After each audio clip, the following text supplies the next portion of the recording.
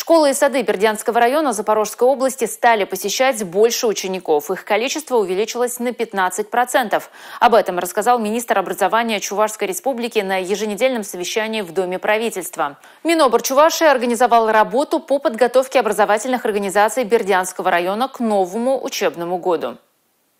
Канцтовары, развивающие игры, художественная и обучающая литература отправились из Чувашии в Бердянский район еще в августе. Консультации с руководителями и педработниками наши специалисты провели онлайн в рамках часа методиста. В Осипенковской СОЖ чувашские строители помогли с текущим ремонтом первого этажа. Передали оборудование и мебель для пищеблока, кабинетов, спортивный инвентарь. Родители стали увереннее водить детей в детские сады и школы, растет доверие к российской системе образования.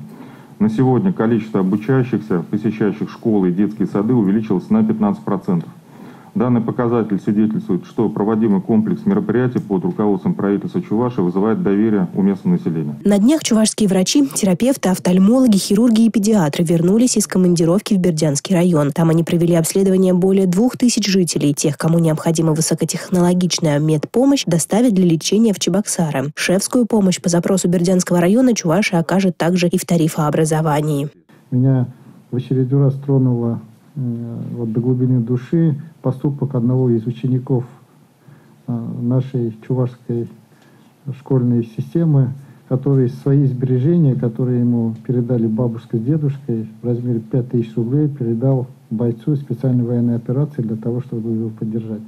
И, конечно, такие вещи, они лишний раз показывают, что вот то единение, которое у нас есть, то стремление поддержать друг друга в сложной жизненной ситуации является настолько всеобъемлющей и взаимопроникающей, а самое главное, позволяющей быть уверенными, что, во-первых, мы точно всегда победим, но самое главное, преодолея любую сложную ситуацию, мы станем только сильнее.